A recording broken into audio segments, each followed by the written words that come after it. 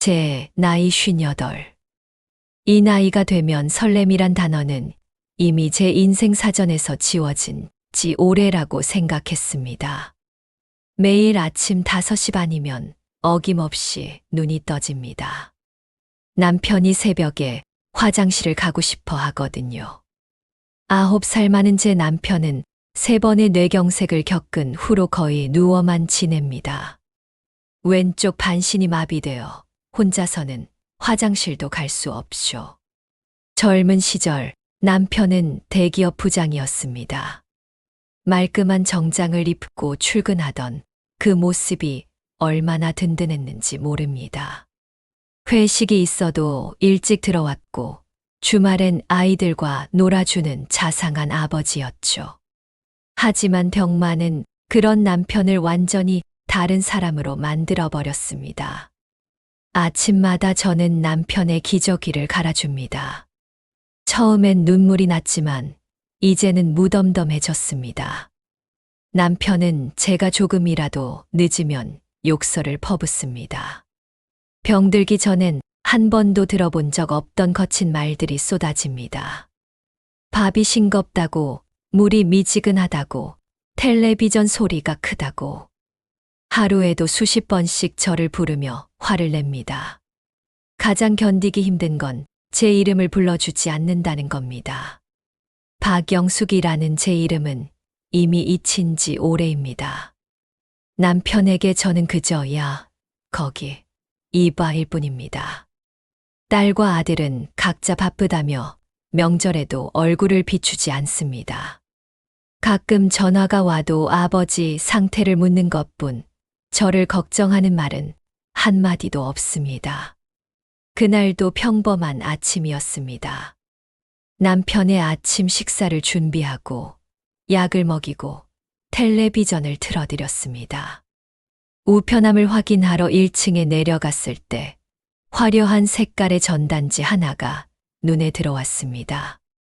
묻지마 관광이라는 제목 아래 외롭지 않은 하루를 선물합니다라는 문구가 적혀 있었습니다.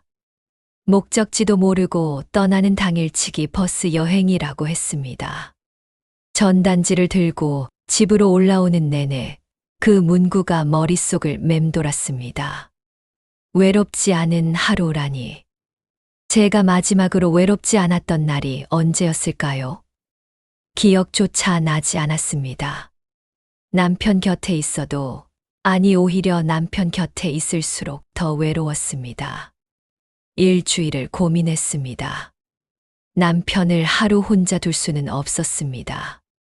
하지만 저도 사람입니다. 숨이 막힐 것 같았습니다. 이 집이, 이 생활이 감옥처럼 느껴졌습니다. 결국 저는 거짓말을 하기로 했습니다. 요양보호사 보수 교육이 있다고 반드시 참석해야 한다고 말했습니다.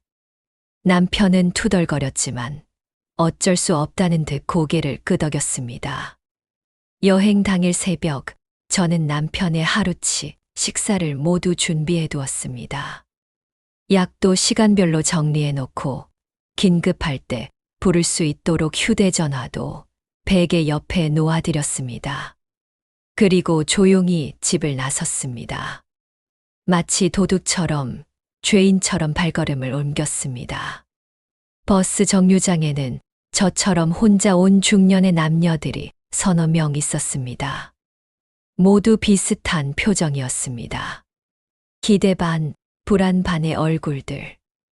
우리는 서로 눈인사만 나누고 말을 걸지는 않았습니다. 각자의 사연이 있겠지만 굳이 묻고 싶지 않았습니다. 버스에 올라타니 창가 자리가 비어 있었습니다. 저는 그곳에 앉아 창밖을 바라보았습니다. 도시를 벗어나 시골길로 접어들자 오랜만에 마음이 편안해졌습니다. 그때였습니다.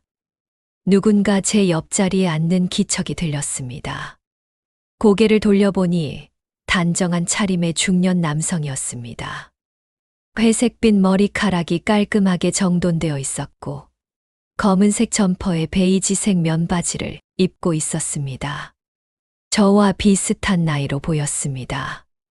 그는 잠시 머뭇거리다가 부드러운 목소리로 말을 걸어왔습니다. 처음엔 날씨 이야기였습니다.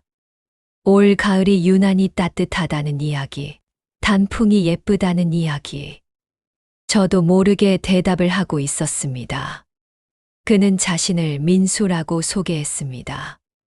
본명은 아니라고 했습니다. 이런 여행에서는 서로 가명을 쓰는 게 편하다면서요. 저도 잠시 생각하다가 지영이라고 했습니다. 제가 젊은 시절 좋아했던 배우의 이름이었습니다. 민수 씨는 저와 동갑이었습니다. 1965년생 14년. 우리는 같은 해에 태어났다는 사실에 묘한 동질감을 느꼈습니다. 학창 시절 이야기를 나누다 보니 같은 시대를 살아온 사람만이 알 수 있는 추억들이 쏟아져 나왔습니다. 교련 시간에 몰래 빠져나간 이야기, 금지곡을 몰래 들었던 이야기, 88올림픽 때의 설렘. 남편과는 9살 차이가 났습니다. 남편은 저보다 한 세대 위의 사람처럼 느껴질 때가 많았습니다. 제가 좋아하는 노래를 유치하다고 했고, 제가 보고 싶어 하는 영화를 시시하다고 했습니다. 하지만 민수 씨는 달랐습니다. 우리는 같은 영화를 보고 울었고, 같은 노래를 들으며 청춘을 보냈습니다. 버스가 첫 번째 휴게소에 도착했을 때, 우리는 자연스럽게 함께 내렸습니다. 커피를 마시며 더 많은 이야기를 나누었습니다. 그는 부인과 사별한 지 2년이 되었다고 했습니다. 폐암으로 6개월 만에 떠났다고요. 혼자 남은 삶이 너무 적적해서 이런 여행이라도 나오지 않으면 견딜 수 없었다고 했습니다. 저는 제 이야기를 하지 않았습니다. 남편이 살아있다는 것이 왠지 미안하게 느껴졌습니다. 대신 저도 외롭다고 오랜만에 이렇게 편하게 대화를 나누는 것 같다고만 했습니다. 민수 씨는 제 눈을 바라보며 고개를 끄덕였습니다. 많은 말이 필요 없었습니다.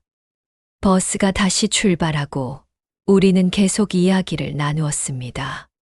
좋아하는 음식, 가보고 싶은 여행지, 요즘 읽는 책. 참 신기했습니다. 처음 만난 사람인데도 오래 알고 지낸 친구처럼 편안했습니다. 아니, 친구보다 더 가까운 무언가처럼 느껴졌습니다. 점심 식사를 위해 들른 시골 식당에서 우리는 나란히 앉았습니다. 된장찌개를 먹으며 서로의 젓가락이 부딪힐 때마다 웃음이 났습니다. 마치 소풍 나온 학생들처럼요. 민수 씨가 제 그릇에 계란말이를 옮겨 주었을 때 가슴이 이상하게 뛰었습니다. 남편은 제가 차려준 밥상에서도 투정만 부렸는데 이 사람은 제가 잘 먹는지 계속 살펴주었습니다. 오후에는 작은 절을 구경했습니다. 가파른 돌계단을 오를 때 민수 씨가 자연스럽게 제 손을 잡아주었습니다. 그저 넘어질까봐 잡아준 것뿐이었지만 그 따뜻한 손길에 전기가 통하는 것 같았습니다. 얼마나 오랜만인지 누군가 제 손을 이렇게 다정하게 잡아준 것이 절 마당에서 내려다본 풍경이 아름다웠습니다. 민수 씨가 제 사진을 찍어주겠다고 했습니다. 어색하게 웃는 저를 보며 그는 자연스럽게 웃으라고 했습니다. 그리고 덧붙였습니다. 웃는 모습이 참 곱다고. 그 말에 얼굴이 화끈거렸습니다. 58배 나이에 이런 말을 듣다니. 돌아오는 버스 안 해가 지고 있었습니다. 창밖으로 노을이 아름답게 퍼져 있었습니다. 민수 씨와 저는 말없이 그 풍경을 바라보았습니다. 가끔 서로를 돌아보며 미소를 지었습니다. 많은 말이 오가지 않았지만 마음은 더 가까워진 것 같았습니다. 서울에 도착했을 때는 이미 깜깜한 밤이었습니다. 버스에서 내리며 민수 씨가 조심스럽게 물었습니다. 혹시 다음에도 만날 수 있을까요? 연락처를 교환할 수 있을까요? 저는 망설였습니다. 이것은 일회성 여행이어야 했습니다.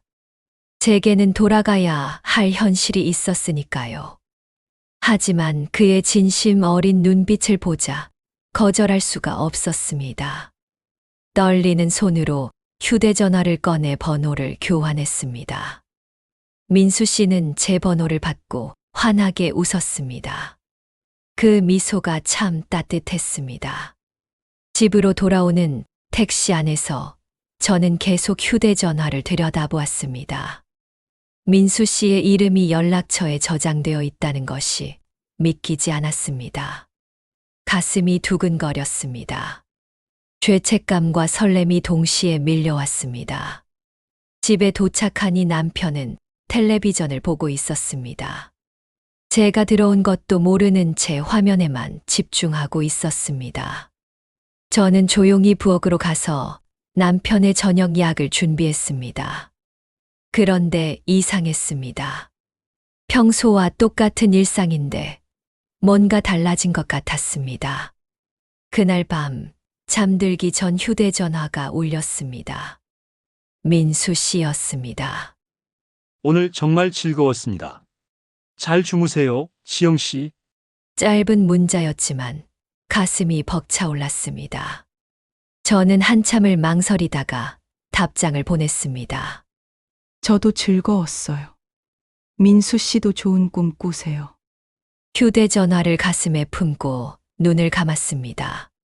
오랜만에 느끼는 행복한 피곤함이었습니다. 내일은 또 똑같은 일상이 반복되겠지만 적어도 오늘 하루는 제가 박영숙이 아닌 지영으로 살았습니다. 누군가에게 관심받고 배려받는 한 사람의 여자로 살았습니다.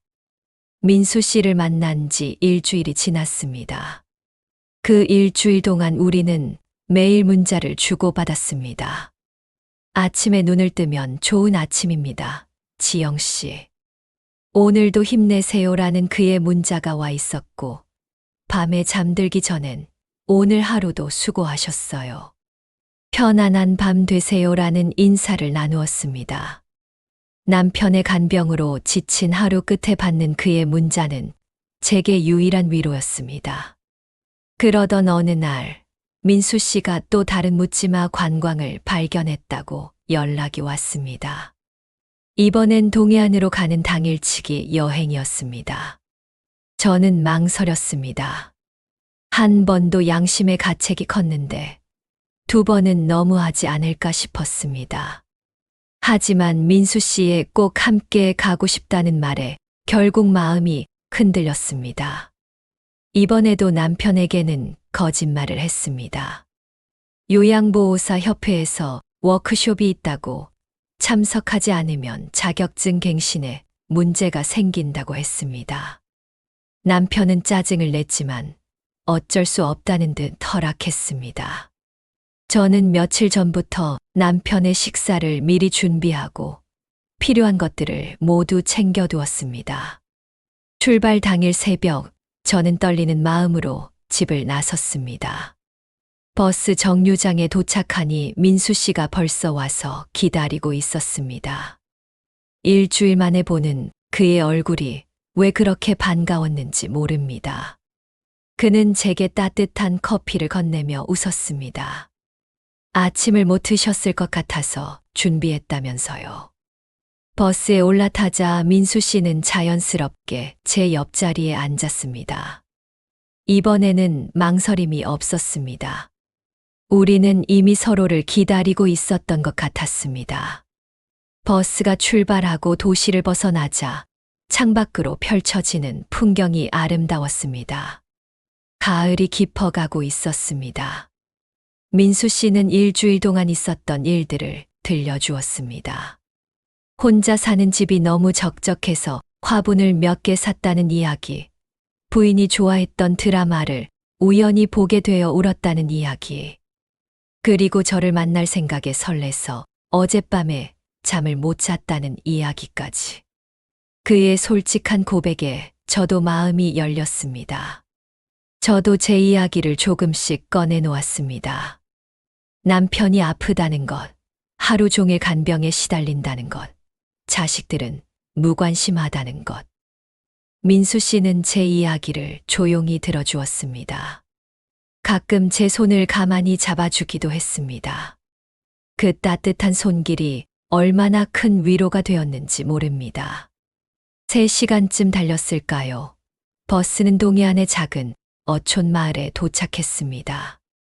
버스에서 내리자마자 짭짤한 바다 냄새가 코끝을 스쳤습니다.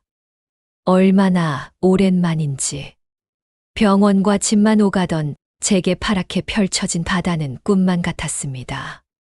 가슴이 탁 트이는 것 같았습니다. 가이드가 근처 횟집에서 점심을 먹고 오후 3시에 다시 모이라고 했습니다. 자유시간이 주어지자 민수 씨가 제게 조심스럽게 제안했습니다. 마을 끝에 있는 등대까지 함께 걸어보지 않겠냐고. 왕복 2시간 정도 걸린다고 했습니다. 저는 잠시 망설이다가 고개를 끄덕였습니다. 우리는 나란히 해변을 걸었습니다. 파도가 밀려왔다가 빠져나가는 소리가 정겨웠습니다. 민수 씨는 어린 시절 아버지와 함께 바다에 갔던 추억을 들려주었습니다. 저도 친정아버지와 함께 조개를 캐던 기억을 떠올렸습니다. 우리는 마치 오래된 친구처럼 편안하게 대화를 나누었습니다. 등대로 가는 길은 생각보다 가팔랐습니다. 오르막길이 계속되자 저는 숨이 차올랐습니다. 평소 운동이라곤 집안일밖에 하지 않았던 탓이었습니다. 제가 헐떡이며 멈춰서자 민수 씨가 걱정스러운 얼굴로 물었습니다. 괜찮으냐고, 무리하지 말고 쉬었다 가자고. 그리고는 덧붙였습니다. 시간은 충분하니 천천히 가요. 지영 씨 속도에 맞출게요. 그 말에 저는 울컥했습니다.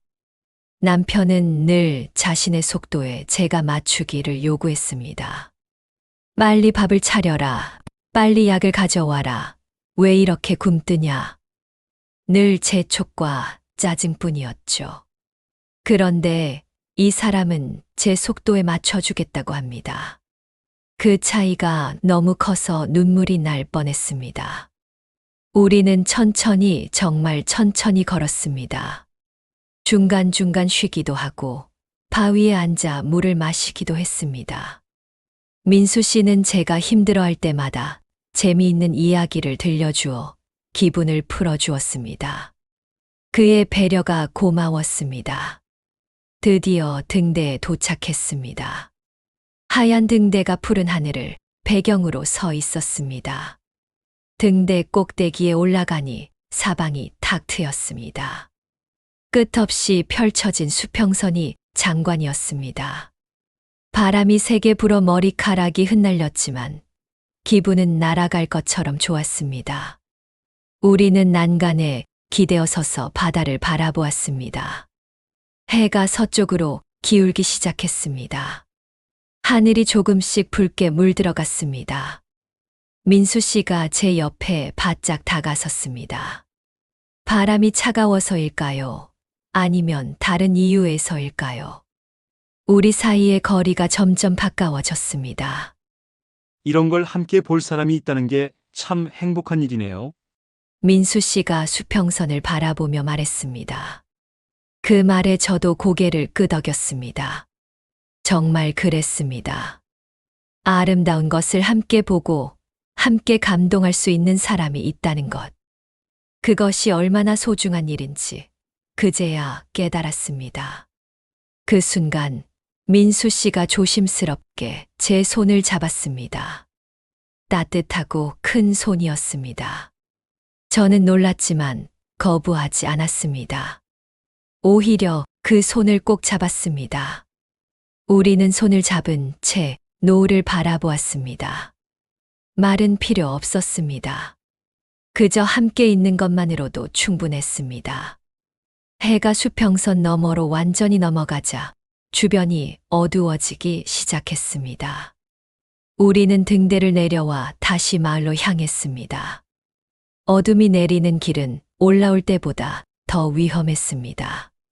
제가 발을 헛디디자 민수 씨가 재빨리 제 팔을 붙잡았습니다. 그리고는 그대로 제 팔을 잡고 걸었습니다. 조심하세요. 여기 돌이 많아서 위험해요.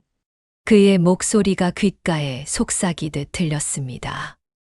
팔을 붙잡은 그의 손에서 온기가 전해졌습니다. 심장이 빠르게 뛰기 시작했습니다. 58배 나이에도 이런 설렘을 느낄 수 있다니 저 자신도 놀라웠습니다. 중간쯤 내려왔을 때 큰 바위가 있었습니다. 민수 씨가 잠시 쉬었다 가자고 했습니다. 우리는 바위 위에 나란히 앉았습니다. 달빛에 반짝이는 바다가 아름다웠습니다. 파도 소리만이 고요한 밤을 채우고 있었습니다. 민수 씨가 쟤를 바라보았습니다. 달빛에 비친 그의 눈동자가 깊고 따뜻했습니다. 그가 천천히 제게 다가왔습니다. 저는 눈을 감았습니다. 그의 입술이 제 입술에 닿았습니다. 부드럽고 조심스러운 입맞춤이었습니다. 28년 만이었습니다. 남편이 아닌 다른 남자와 입을 맞춘 것이. 아니, 남편과도 이런 입맞춤은 언제가 마지막이었는지 기억도 나지 않았습니다. 제 심장은 터질 듯이 뛰었습니다. 죄책감과 설렘이 동시에 밀려왔습니다. 입맞춤이 끝나고 우리는 한참을 말없이 앉아 있었습니다. 민수 씨가 먼저 입을 열었습니다. 미안해요. 너무 성급했나요? 저는 고개를 저었습니다. 미안할 것도 성급할 것도 없었습니다. 우리는 이미 서로에게 끌리고 있었으니까요. 저도 좋았어요. 제 입에서 나온 말에 저 자신도 놀랐습니다. 하지만 진심이었습니다. 민수 씨가 제 손을 다시 잡았습니다. 이번에는 더 단단히 놓치지 않겠다는 듯이 잡았습니다.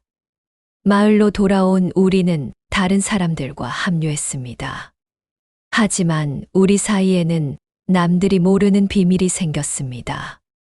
버스로 돌아오는 내내 우리는 손을 잡고 있었습니다. 어둠 속에서 남들이 보지 못하는 곳에서 우리의 손은 꼭 맞잡혀 있었습니다. 서울에 도착했을 때 민수 씨가 물었습니다. 지영 씨, 우리 이제 어떻게 할까요? 저도 몰랐습니다. 집에는 아픈 남편이 기다리고 있었고 저는 여전히 그의 아내였습니다. 하지만 민수 씨와 함께 있을 때 이 행복을 포기할 수도 없었습니다. 조금만 시간을 주세요. 제가 할 수 있는 말은 그것뿐이었습니다. 민수 씨는 이해한다는 듯 고개를 끄덕였습니다. 그리고 제 이마에 가볍게 입을 맞추었습니다. 기다릴게요. 지영 씨가 필요한 만큼 기다릴게요. 집으로 돌아오는 택시 안에서 저는 입술을 만져보았습니다. 아직도 그의 온기가 남아있는 것 같았습니다. 죄책감이 밀려왔지만 동시에 살아있다는 느낌도 들었습니다. 오랜만에, 정말 오랜만에 제가 여자라는 것을 느꼈습니다. 집에 도착하니 남편은 잠들어 있었습니다. 저는 조용히 씻고 잠자리에 들었습니다. 하지만 잠은 오지 않았습니다. 계속 민수 씨의 얼굴이 떠올랐습니다. 그의 따뜻한 손, 부드러운 입술, 그리고 나를 기다리겠다던 그 말이 머릿속을 맴돌았습니다. 민수 씨와의 두 번째 만남 이후 저는 혼란스러웠습니다. 낮에는 남편을 간병하면서도 계속 민수 씨 생각이 났고, 밤에는 그와 나눈 입맞춤이 떠올라 잠을 이루지 못했습니다. 죄책감과 설렘 사이에서 저는 갈팡질팡했습니다. 그러던 중 민수 씨에게서 연락이 왔습니다. 이번엔 1박 2일 여행을 함께 가자는 제안이었습니다. 1박 2일이라니. 저는 당황했습니다. 하루 정도는 둘러댈 수 있었지만 하룻밤을 집을 비운다는 것은 차원이 다른 문제였습니다. 하지만 민수 씨의 간절한 목소리에 마음이 흔들렸습니다. 지영 씨, 우리에게 주어진 시간이 많지 않을 것 같아요. 단 하루만이라도 온전히 함께 있고 싶어요. 저는 일주일을 고민했습니다. 그리고 결국 큰 거짓말을 하기로 했습니다. 친정어머니가 갑자기 병원에 입원했다고, 하룻밤은 병원에서 지켜야 한다고 남편에게 말했습니다. 친정어머니는 이미 10년 전에 돌아가셨지만 남편은 그 사실을 기억하지 못했습니다. 뇌경색 후유증으로 기억력이 많이 떨어진 탓이었습니다. 출발 전날 저는 이틀치 식사를 모두 준비했습니다. 도시락처럼 하나씩 포장해서 냉장고에 넣어두고 전자레인지에 데워 먹는 방법을 메모로 남겼습니다. 약도 시간별로 정리했고 혹시 모를 상황에 대비해 옆집 아주머니에게도 부탁을 했습니다. 여행 당일 아침 저는 떨리는 마음으로 집을 나섰습니다. 이번 여행지는 강원도의 작은 바닷가 마을이었습니다. 버스에 오르자 민수 씨가 환한 미소로 저를 맞았습니다. 그는 제 옆자리에 작은 꽃다발을 놓아두었습니다. 노란 프리지아였습니다. 제가 좋아한다고 했던 꽃을 기억하고 있었던 것입니다. 버스가 출발하고 우리는 자연스럽게 손을 잡았습니다. 이제는 망설임이 없었습니다. 창밖으로 펼쳐지는 가을 풍경을 보며 우리는 많은 이야기를 나누었습니다. 젊은 시절의 꿈, 못다 이룬 소망들, 그리고 남은 인생에 대한 생각들까지. 민수 씨는 젊은 시절 화가가 되고 싶었다고 했습니다. 하지만 집안 형편 때문에 꿈을 포기하고 회사원이 되었다고요. 지금도 가끔 그림을 그리는데 요즘은 저를 그리고 싶다고 했습니다. 그 말에 얼굴이 빨개졌습니다. 저도 제 꿈을 이야기했습니다. 어릴 때부터 글쓰기를 좋아했고 작가가 되고 싶었다고. 하지만 결혼하고 아이를 낳고 남편을 간병하면서 그런 꿈은 사치가 되어버렸다고. 민수 씨는 제 손을 꼭 잡으며 말했습니다. 아직 늦지 않았어요. 지영 씨의 이야기를 쓰세요. 분명 많은 사람들이 공감할 거예요. 점심 무렵 우리는 목적지에 도착했습니다. 작은 펜션이 바다를 마주하고 있었습니다. 체크인을 하면서 저는 긴장했습니다. 분명 따로 방을 예약했을 텐데. 민수 씨가 제 귀에 속삭였습니다. 걱정 마세요. 옆방으로 예약했어요. 부담 갖지 마시고 편하게 지내요. 각자 방의 짐을 풀고 다시 만났을 때 민수 씨는 편안한 차림으로 나타났습니다. 정장 대신 편안한 니트와 면바지를 입은 그의 모습이 젊어 보였습니다. 우리는 해변을 따라 산책했습니다. 맨발로 모래사장을 걸으며 파도에 발을 담그며 마치 젊은 연인들처럼 뛰어다녔습니다. 저녁은 펜션 근처의 작은 횟집에서 먹었습니다. 소주를 한 잔, 두 잔 마시다 보니 긴장이 풀렸습니다. 민수 씨도 취기가 올랐는지 볼이 빨갛게 달아올랐습니다. 우리는 서로의 젊은 시절 사진을 보며 웃었고 좋아하는 노래를 흥얼거렸습니다. 저녁 식사 후 우리는 단둘이 다시 해변으로 나왔습니다. 보름달이 환하게 떠 있었습니다. 달빛이 바다 위에 길을 만들고 있었습니다. 우리는 방파제 끝에 앉아 발을 흔들었습니다. 파도 소리와 함께 조용한 침묵이 흘렀습니다. 그때 민수 씨가 자신의 이야기를 고백했습니다. 아내와 사별한 게 3년 전이라고 했습니다. 폐암 말기 판정을 받고 6개월 만에 떠났다고요. 그 후로 깊은 외로움 속에서 살았다고 했습니다. 아들 둘은 미국에 살고 있어서 1년에 한 번 정도밖에 못 본다고 했습니다. 혼자 밥을 먹는 게 가장 힘들었어요. 아내가 차려준 밥상이 그리웠죠. 누군가와 마주 앉아 밥을 먹는다는 게 얼마나 소중한 일인지 그때 알았어요. 그의 목소리가 떨렸습니다. 저는 그의 손을 꼭 잡아주었습니다. 저도 제 이야기를 더 자세히 들려주었습니다. 남편이 쓰러지기 전까지는 평범한 주부였다고, 행복하지도 불행하지도 않은 그저 그런 삶이었다고. 하지만 남편이 쓰러진 후 모든 게 변했다고. 간병인이 되어버린 제 삶이 얼마나 힘든지, 얼마나 외로운지 털어놓았습니다. 가장 힘든 건 대화할 사람이 없다는 거예요. 남편은 자기 욕구만 표현하고, 자식들은 바쁘다는 핑계로 연락도 안 하고, 제가 무슨 생각을 하는지, 어떤 기분인지 물어봐 주는 사람이 아무도 없어요. 제 목소리도 떨렸습니다. 민수 씨가 제 얼굴을 마주 보았습니다. 달빛에 비친 그의 눈동자가 촉촉했습니다. 그가 제 얼굴을 부드럽게 쓰다듬으며 말했습니다. 오늘 하루만큼은 모든 현실을 잊고 싶어요. 지영 씨와 함께 우리 서로에게 위로가 되어주면 안 될까요? 저도 그러고 싶었습니다. 간병인도 아내도 아닌 그냥 나이고 싶었습니다. 한 남자에게 사랑받는 여자이고 싶었습니다. 저는 고개를 끄덕였습니다. 민수 씨가 일어서며 손을 내밀었습니다. 저는 그 손을 잡고 일어섰습니다. 펜션으로 돌아오는 길, 우리는 아무 말도 하지 않았습니다.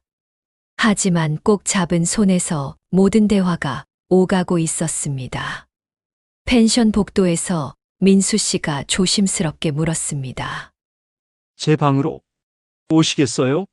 저는 망설이지 않았습니다. 그의 방으로 향하는 제 발걸음에는 더 이상 망설임이 없었습니다. 문이 닫히자 민수 씨가 저를 조심스럽게 안았습니다. 우리는 서로의 상처를 보듬듯 뜨겁게 안았습니다. 그의 가슴에서 빠른 심장 소리가 들렸습니다. 제 심장도 미친 듯이 뛰고 있었습니다. 그가 제 머리카락을 쓸어 넘기며 이마에 입을 맞추었습니다. 그리고 눈, 코, 볼을 거쳐 입술로 내려왔습니다. 이번의 입맞춤은 지난번과 달랐습니다. 더 깊고 더 간절했습니다. 오랜만에 여자로서 사랑받는 기분에 벅차올랐습니다. 그날 밤 우리는 육체적 관계를 넘어 영혼의 교감을 나누었습니다. 서로의 외로움을 달래주고 상처를 어루만져 주었습니다. 58배 나이에도 이런 열정이 있다는 것이 놀라웠습니다. 아니, 오히려 인생의 황혼기이기에 더 간절하고 애틋했는지도 모릅니다. 한참 후 우리는 나란히 누워 천장을 바라보았습니다. 민수 씨가 제 손을 잡으며 말했습니다. 지영 씨, 사실 제 진짜 이름은 최종석이에요. 저도 용기를 내어 말했습니다. 저는 박영숙이에요. 우리는 서로의 진짜 이름을 부르며 웃었습니다. 영숙 씨, 종석 씨.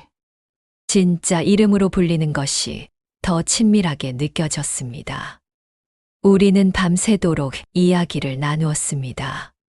살아온 날들, 앞으로 살아갈 날들, 그리고 우리가 함께할 수 있는 시간들에 대해. 영숙 씨, 우리 계속 만날 수 있을까요? 종석 씨가 물었습니다. 저는 대답할 수 없었습니다. 현실이 무겁게 다가왔습니다. 집에는 아픈 남편이 있고 저는 여전히 유부녀였습니다. 이 관계를 계속 이어간다는 것은 불륜이었습니다. 모르겠어요. 하지만 오늘 이 순간만은 행복해요. 그것이 제가 할 수 있는 최선의 대답이었습니다. 종석 씨는 저를 더 꼭 안아주었습니다. 창밖으로 새벽의 첫 빛이 들어오고 있었습니다. 아침이 되자 현실로 돌아가야 할 시간이 왔습니다. 우리는 침묵 속에서 아침을 먹었습니다. 말하지 않아도 알 수 있었습니다. 이것이 마지막일지도 모른다는 것을. 서울로 돌아오는 버스 안, 종석 씨가 제 연락처를 물었습니다. 영숙 씨, 전화번호 좀 알려주세요. 이렇게 헤어질 순 없어요. 하지만 저는 고개를 저었습니다. 이 아름다운 하룻밤의 추억으로 남기는 게 맞는 것 같아요. 더 이상은 서로에게 상처가 될 거예요.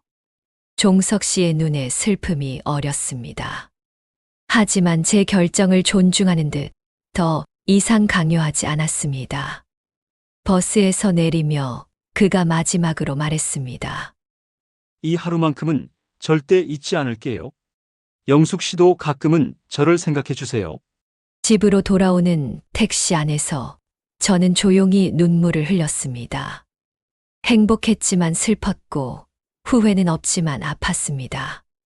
집에 도착하니 남편이 텔레비전을 보며 투덜거리고 있었습니다. 밥이 맛없었다고, 약 먹기가 힘들었다고. 저는 다시 박영숙으로 돌아왔습니다. 간병인이자 아내로. 하지만 가슴 한편에는 최종석이라는 이름이 새겨져 있었습니다. 달빛 아래서 나눈 영혼의 교감, 그 하룻밤의 추억이 제 메마른 일상을 견디게 해주는 힘이 될 것 같았습니다. 최종석 씨와의 하룻밤 이후 저는 다시 일상으로 돌아왔습니다. 박영숙이라는 이름으로 남편의 간병인으로 살아가는 메마른 일상이었습니다. 하지만 가슴 한편에는 여전히 그날의 온기가 남아 있었습니다. 힘든 날이면 그 추억을 꺼내어 위로받곤 했습니다. 6개월이 흘렀습니다. 봄이 왔다가 여름이 지나고 다시 가을이 찾아왔습니다. 남편의 상태는 조금씩 나빠지고 있었습니다. 말이 더 어눌해졌고 화를 내는 횟수도 늘어났습니다. 저는 지쳐가고 있었지만 그날의 추억이 있어서 견딜 수 있었습니다. 그런데 운명이란 참으로 잔인한 것 같습니다. 평범한 목요일 오후였습니다. 남편에게 점심약을 먹이고 거실로 나왔을 때였습니다. 남편이 화장실에 가겠다고 해서 부축해 드리고 있었는데 갑자기 쿵 하는 둔탁한 소리와 함께 남편이 쓰러졌습니다. 여보, 여보, 저는 남편을 흔들었지만 의식이 없었습니다. 얼굴이 새파랗게 질려가고 있었습니다. 떨리는 손으로 119에 전화를 걸었습니다. 남편이 쓰러졌어요. 숨을 잘못 쉬어요. 제 목소리는 비명에 가까웠습니다.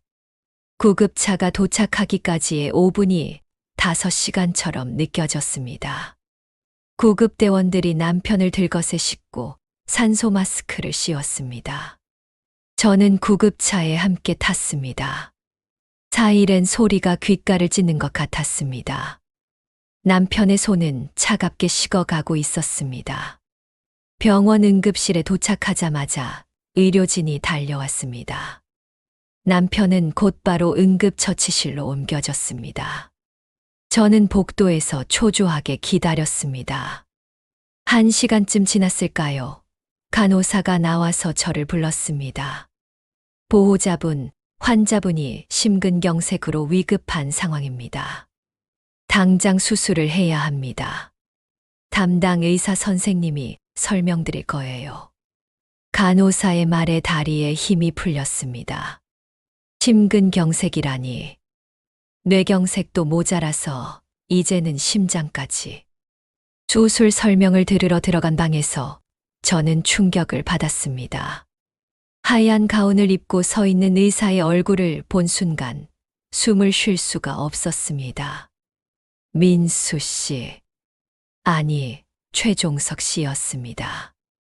6개월 전 저와 하룻밤을 보냈던 그 남자가 제 남편의 생사를 쥐고 있는 의사로 나타나다니. 세상에 이런 운명의 장난이 또 있을까요? 저는 그 자리에 얼어붙은 듯 서 있었습니다. 종석 씨도 저를 알아봤습니다. 그의 눈이 크게 떠졌다가 이내 흔들렸습니다. 하지만 곧 냉정한 의사의 얼굴로 돌아왔습니다. 보호자분, 환자분 상태가 매우 위급합니다. 관상동맥이 막혀서 심장에 혈액 공급이 안 되고 있습니다. 지금 당장 스텐트 시술을 해야 합니다. 골든타임이 얼마 남지 않았습니다. 그의 목소리는 차갑고 사무적이었습니다. 저는 떨리는 손으로 수술 동의서를 받았습니다. 종석 씨가 수술의 위험성과 성공률에 대해 설명했지만 제 귀에는 아무것도 들어오지 않았습니다. 남편의 목숨이 종석 씨에게 달렸다는 사실에 온몸이 무너져 내리는 것 같았습니다. 서명하겠습니다. 겨우 말을 꺼냈습니다. 펜을 잡은 손이 심하게 떨렸습니다. 박영숙이라는 이름을 쓰는데 왜 이렇게 힘이 드는지. 종석 씨는 동의서를 받아들고 곧바로 수술실로 향했습니다. 저를 한 번도 쳐다보지 않았습니다. 수술실 앞에서 기다리는 3시간이 3년 같았습니다. 머릿속이 하얗게 비어버렸습니다. 만약 남편이 수술 중에 무슨 일이라도 생긴다면, 그것이 종석 씨와 저의 관계 때문이라면, 그 죄책감을 어떻게 감당할 수 있을까요? 딸에게 전화를 걸었습니다. 아빠가 심근경색으로 수술 중이야. 딸은 놀라서 곧 오겠다고 했습니다. 아들에게도 연락했습니다. 이런 위급한 순간에도 아이들은 엄마는 괜찮아? 라고 묻지 않았습니다. 오직 아버지 걱정뿐이었습니다. 드디어 수술실 문이 열렸습니다. 종석 씨가 나왔습니다. 마스크를 벗은 그의 얼굴에는 땀이 맺혀 있었습니다. 수술은 성공적으로 끝났습니다. 막힌 혈관에 스텐트를 삽입했고 혈류가 정상적으로 돌아왔습니다. 감사합니다. 제가 할 수 있는 말은 그것뿐이었습니다. 종석 씨는 고개만 까딱하고 차갑게 돌아섰습니다. 그 뒷모습을 보며 가슴이 찢어지는 것 같았습니다. 우리 사이에는 이제 넘을 수 없는 벽이 생긴 것 같았습니다. 남편은 중환자실로 옮겨졌습니다. 의식은 아직 돌아오지 않았지만 안정적이라고 했습니다. 저는 중환자실 앞에서 밤을 새웠습니다. 딸과 아들이 와서 잠시 있다가 갔습니다. 역시나 저를 위로하는 말은 한마디도 없었습니다. 다음 날 아침 회진 시간이 되었습니다. 종석 씨가 다른 의료진들과 함께 중환자실로 들어갔습니다. 저는 복도에서 기다렸습니다. 잠시 후 종석 씨가 나와서 제게 다가왔습니다. 환자분 상태는 안정적입니다. 오늘 중으로 의식이 돌아올 것 같습니다. 일반 병실로 옮길 수 있을 거예요. 여전히 사무적인 목소리였습니다. 하지만 잠시 머뭇거리더니 작은 목소리로 덧붙였습니다. 영숙 씨, 괜찮으세요? 그 한마디에 눈물이 왈칵 쏟아질 것 같았습니다. 하지만 저는 꾹 참았습니다. 네, 괜찮아요. 선생님 덕분에 남편이 살았네요. 정말 감사합니다. 종석 씨는 씁쓸한 표정을 지었습니다. 제가 할 일을 했을 뿐입니다. 그날 오후 남편의 의식이 돌아왔습니다. 여전히 말은 어눌했지만 저를 알아보았습니다. 물. 남편이 힘겹게 말했습니다. 저는 빨대를 대고 물을 먹여드렸습니다. 남편은 제 손을 잡았습니다. 그 손길이 왜 그렇게 무겁게 느껴지는지. 일주일 후 남편은 일반 병실로 옮겨졌습니다. 종석 씨는 매일 회진을 왔지만 저와는 눈도 마주치지 않았습니다. 필요한 의학적 설명만 하고 곧바로 나갔습니다. 그 거리감이 아팠습니다. 어느 날 밤 병원 복도에서 우연히 종석 씨와 마주쳤습니다. 밤 근무를 하고 있었던 모양입니다. 우리는 잠시 말없이 서 있었습니다. 종석 씨가 먼저 입을 열었습니다. 이런 식으로 다시 만나게 될 줄은 몰랐네요. 그의 목소리에는 아픔이 묻어 있었습니다. 저도요. 정말 미안해요. 이런 상황이. 제가 말을 더듬거렸습니다. 미안할 것 없어요. 운명이 잔인한 거죠. 영숙 씨 남편분이 제 환자가 되다니. 종석 씨가 쓴웃음을 지었습니다. 하지만 걱정 마세요. 저는 의사로서 최선을 다할 겁니다.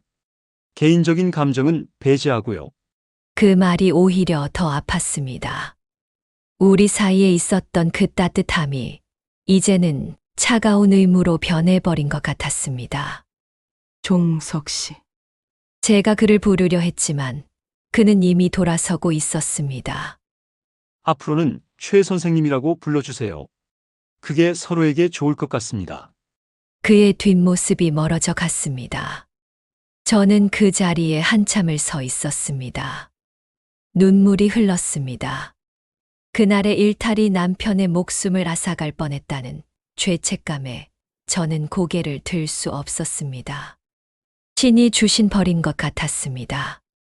잠시의 행복을 탐했던 대가가 이렇게 클 줄은 몰랐습니다.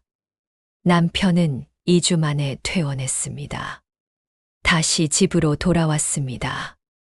이제는 심장약까지 추가되어 챙겨야 할 약이 더 늘어났습니다.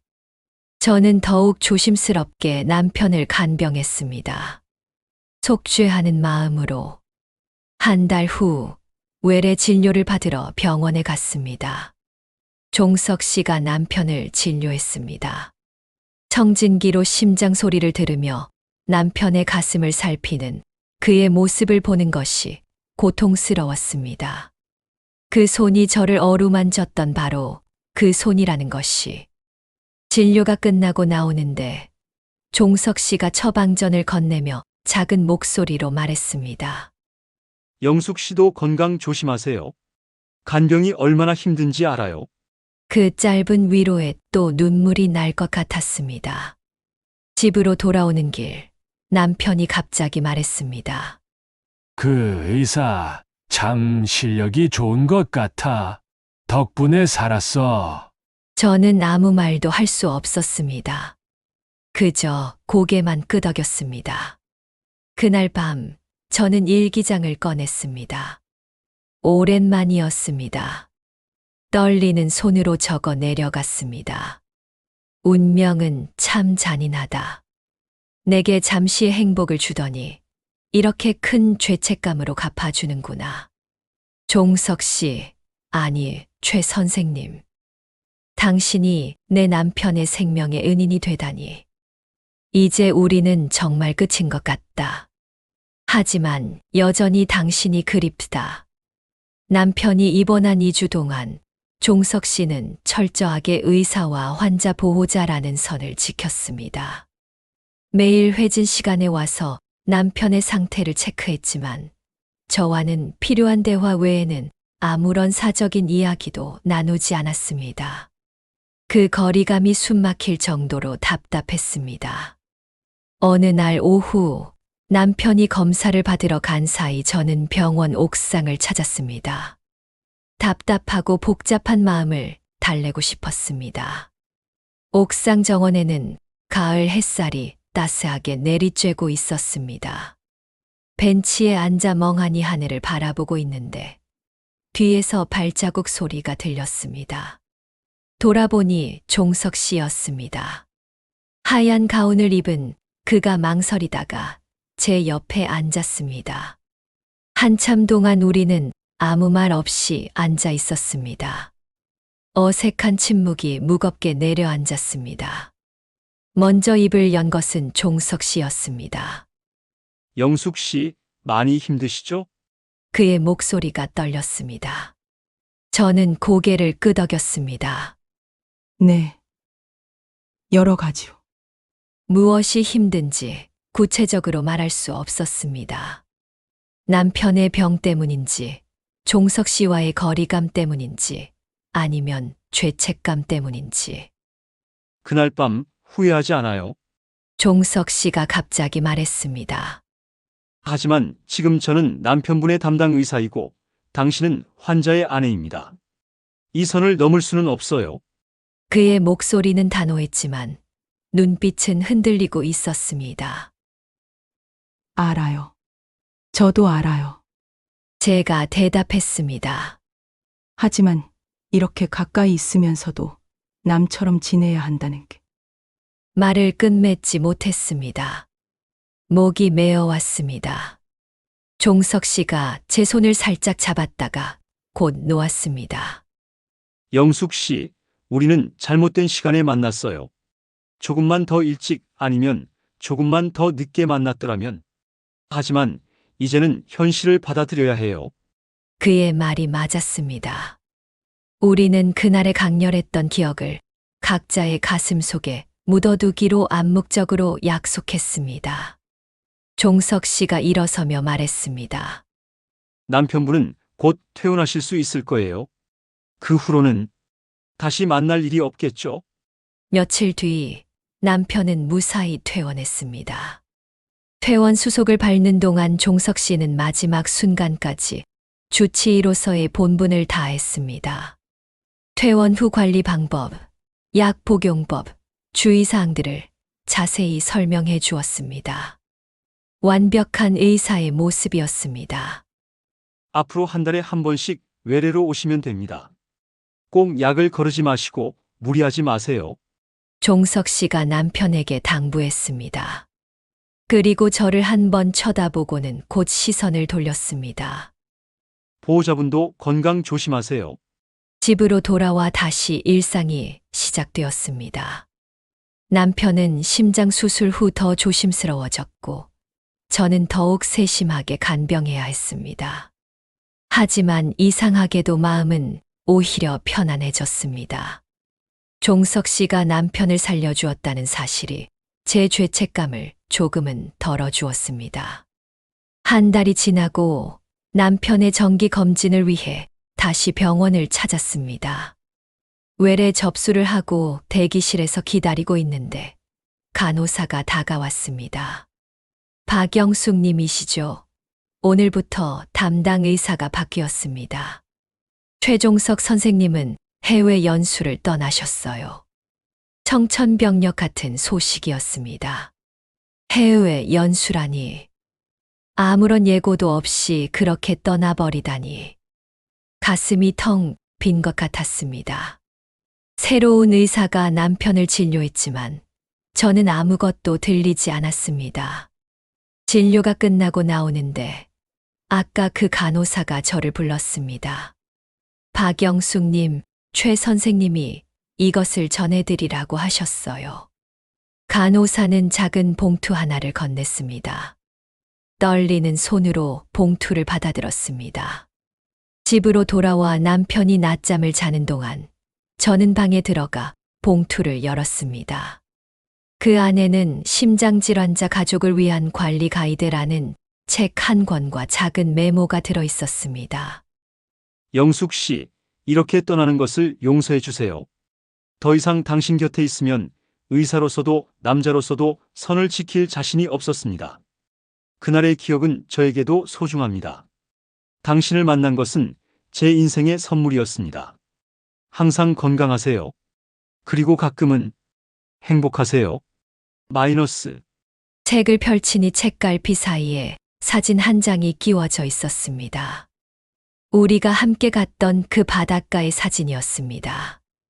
등대를 배경으로 찍은 제 모습이었습니다.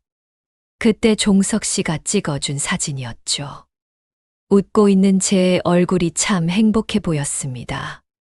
그 사진을 보는 순간 억눌렀던 감정이 터져 나왔습니다. 눈물이 쏟아졌습니다. 서럽게 울었습니다. 종석 씨가 그리웠고 우리의 인연이 이렇게 끝나는 것이 슬펐습니다. 하지만 동시에 감사했습니다. 그가 남편을 살려주었고 제게 잊을 수 없는 추억을 선물했으니까요. 저는 사진을 가슴에 품고 한참을 울었습니다.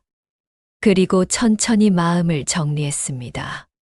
비록 우리의 인연은 이어질 수 없었지만 그와의 짧은 만남이 건조했던 제 삶의 한 줄기 단비가 되었음을 깨달았습니다.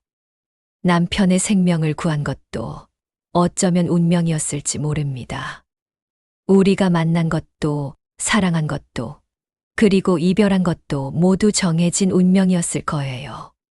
저는 그 운명을 받아들이기로 했습니다. 책상 서랍 깊은 곳에 사진과 메모를 고이 넣어두었습니다.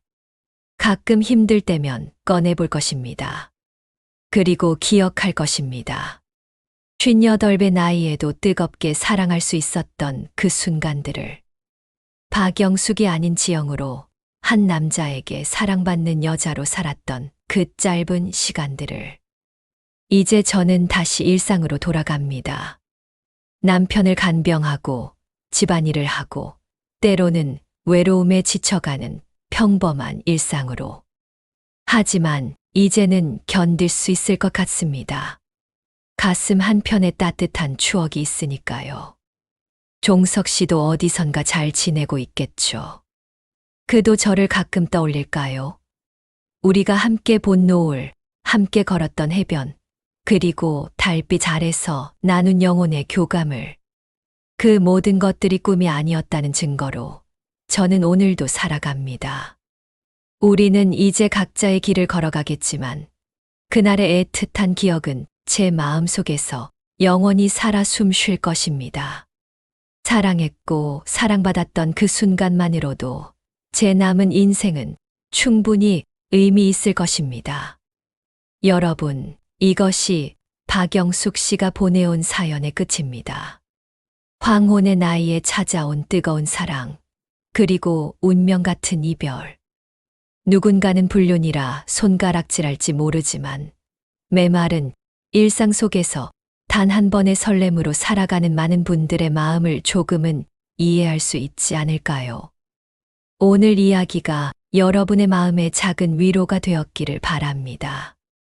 혹시 이 이야기가 마음에 드셨다면 구독과 좋아요, 알림 설정 부탁드립니다. 여러분의 사연도 기다리고 있습니다.